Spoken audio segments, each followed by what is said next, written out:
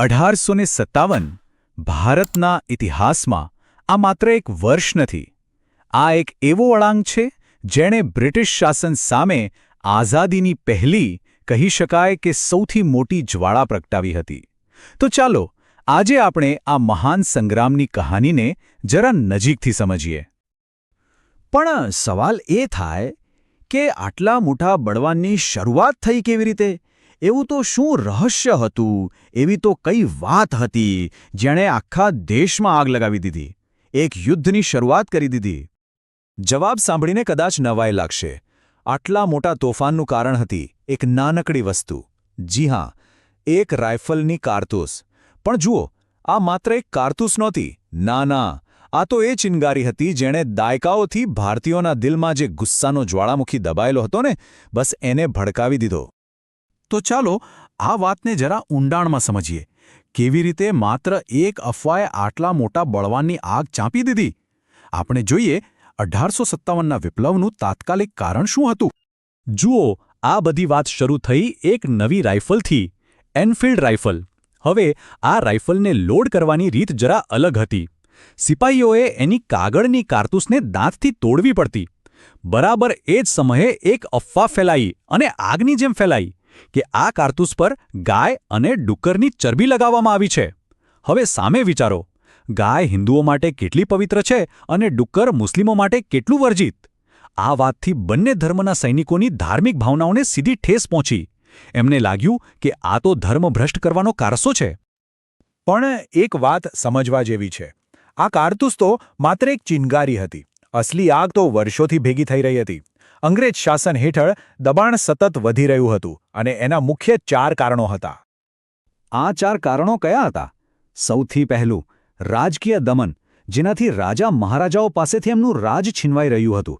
બીજું, આર્થિક શોષણ, જેણે ખેડૂતો અને કારીગરોને રીતસરના પાયમાલ કરી દીધા. ત્રીજું, સામાજિક અને ધાર્મિક ડર. લોકોને લાગતું હતું કે એમનો ધર્મ અને સંસ્કૃતિ ખતરામાં છે. અને છેલ્લે, સૈન્યમાં જ ફેલાયેલો અસંતોષ, જેણે આ બળવાનની આગમાં ઘી હોમવાનું કામ કર્યું. તો સૌથી પહેલાં વાત કરીએ રાજકીય કારણોની.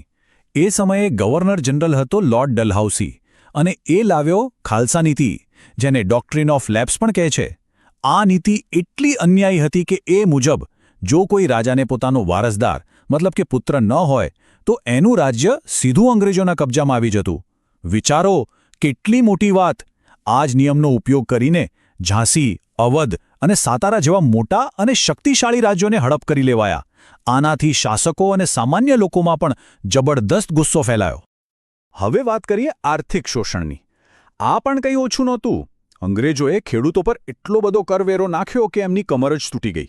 અને એટલું જ નહીં, ભારતના સ્થાનિક ઉદ્યોગોને, આપણા નાના મોટા ધંધાઓને જાણી જોઈને ખતમ કરી નાખ્યા. આનું પરિણામ શું આવ્યું? ખેડૂતો અને કારીગરો બંનેની હાલત દિવસે ને દિવસે ખરાબ થતી ગઈ, અને ગરીબી વધતી ગઈ. અંગ્રેજો માત્ર જમીન અને પૈસા જ નહોતા પડાવી રહ્યા, એ લોકો ભારતીયોના ધર્મ અને સમાજમાં પણ દખલગીરી કરી રહ્યા હતા. લોકોમાં એક ઊંડો ડર ફેલાઈ ગયો હતો કે અંગ્રેજો બળજબરીથી બધાને ખ્રિસ્તી બનાવી દેશે. એટલું જ નહીં, આપણી પરંપરાઓ, આપણા રીતિરિવાજોનો પણ અનાદર કરવામાં આવતો. આ બધું જોઈને લોકોના મનમાં એક અસુરક્ષા અને ભયનું વાતાવરણ બની ગયું હતું. હવે જ્યારે ચારે બાજુ આટલો બધો અસંતોષ અને ગુસ્સો હોય, ત્યારે કેટલાક નાયકો તો સામે આવે છે. તો આ બળવાની દિશા આપનારા એ મહાન ચહેરાઓ કોણ હતા? ચાલો તેમને મળીએ. અને પછી એ દિવસ આવ્યો, 10 મે 1857. મેરઠમાં સિપાહીઓએ ખુલ્લો બળવો પુકાર્યો. અને પછી તો ઘટનાઓ એટલી ઝડપથી બની કે કોઈને કલ્પના પણ નહોતી. બીજા જ દિવસે 11 મેના રોજ આ બળવાખોરો દિલ્હી પહોંચી ગયા અને દિલ્હી પર કબજો કરી લીધો. અને 12 મેના રોજ તેમણે મુગલ બાદશાહ બહાદુર શાહ ઝફરને આખા હિન્દુસ્તાનના સમ્રાટ જાહેર કરી દીધા. આ સંગ્રામમાં એક-એકથી ચડિયાતા યોદ્ધાઓએ નેતૃત્વ સંભાળ્યું. ઝાંસીની વીરાંગના રાણી લક્ષ્મીબાઈ, જેમનું નામ જ કાફી છે, ચતુર રણનીતિકાર તાત્યા ટોપે, કાનપુરથી નાના સાહેબ, બિહારના સિંહ ગણાતા કુંવરસિંહ, અને હા, આપણે એમને કેવી રીતે ભૂલી શકીએ, આઝાદીના પ્રથમ શહીદ મંગલ પાંડે. આ એવા નામો છે જે આજે પણ આપણા દિલમાં વસે છે અને પ્રેરણા આપે છે. આટલી બહાદુરી, આટલો જુસ્સો, આટલો વ્યાપક સંઘર્ષ, તેમ છતાં આ સંગ્રામ સફળ કેમ ન થયો? આ એક મોટો સવાલ છે. હકીકત એ હતી કે આ એક વહેંચાયેલું અને અસમાન યુદ્ધ હતું. ચાલો એના કારણોને જરા સમજીએ.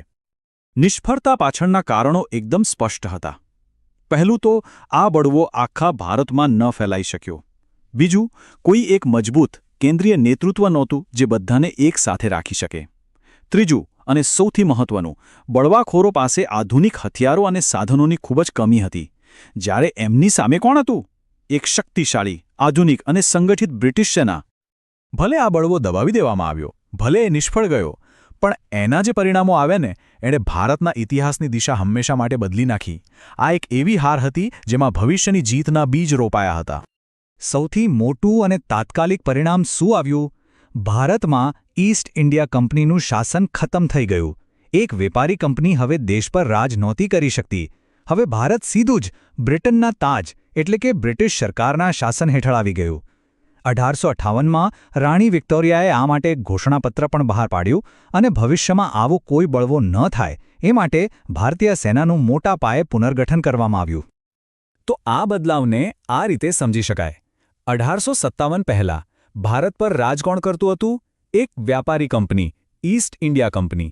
પણ 1858 પછી સત્તા સીધી બ્રિટિશ સરકારના હાથમાં આવી ગઈ અને અહીંથી જ બ્રિટિશ રાજના શાસનની સત્તાવાર શરૂઆત થઈ.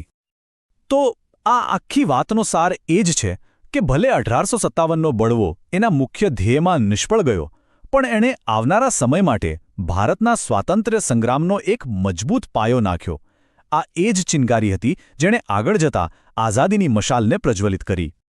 અને એટલે જ અંતમાં આ એક સવાલ આપણી સામે આવીને ઊભો રહે છે. શું 1857ની એક ઘટના ખરેખર એક નિષ્ફળતા હતી?